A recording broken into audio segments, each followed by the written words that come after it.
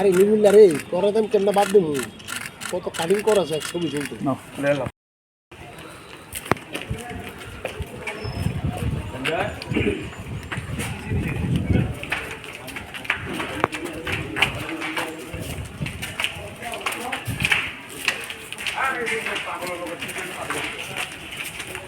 আমার একটু photo deputation না আমাদের ৯ নং বনমালীপুর বিধানসভা এলাকার দক্ষিণ চন্দ্রপুর একটা এলাকা আছে, আপনারা জানেন অনেকেই, গরিব মানুষের বসবাস বা চন্দ্রপুর বাস সংলগ্ন এলাকায়।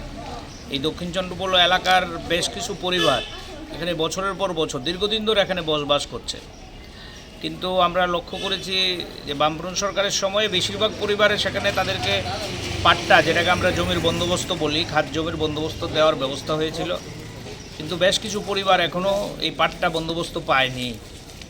বেশ কিছুদিন আগে আমাদের রাজ্যের প্রাক্তন মুখ্যমন্ত্রী মানিক সরকার এই এলাকায় পরিদর্শন করতে গিয়েছিলেন মানুষের সাথে দেখা করার জন্য।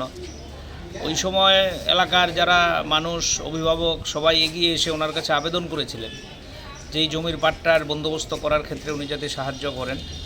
উনি নিজেও উদ্যোগী হয়েছেন এ ব্যাপারে, কিন্তু স্বাভাবিকভাবেই ওই এলাকার মানুষদের নিয়ে আমরা আজকে সিপিআইএম পূর্ব আগরতলা অঞ্চল কমিটির তরফে আমাদের জেলাশাসকের কাছে ওই যেই পরিবারগুলো পাট্টা পায়নি তাদেরকে নিয়ে এখানে এসেছি। তাদের নামধাম সহ আমরা আবেদন করব জেলাশাসককে অবিলম্বে যাতে তাদেরকে এই জমির বন্দোবস্ত করা হয়।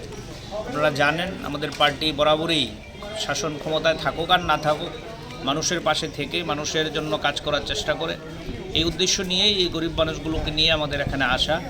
আমরা আশাবাদী জেলাশাসক আমাদের এই স্মারকলিপি গ্রহণ করে এ ব্যাপারে প্রয়োজনীয় উদ্যোগ গ্রহণ করবেন। শুধু তাই না, ওই এলাকা আরও কিছু গুরুত্বপূর্ণ বিষয়ও আমরা জেলাশাসকের নজরে নেব। এই কারণেই আজকে আমাদের প্রতিনিধি দল হিসাবে এখানে ডেপুটেশনে আসা এবং এই ডেপুটেশনের মাধ্যমে জেলাশাসক সহ গোটা রাজ্যের প্রশাসনকে নজরে নেওয়ার জন্যই আমাদের আজকের এই ডেপুটেশন।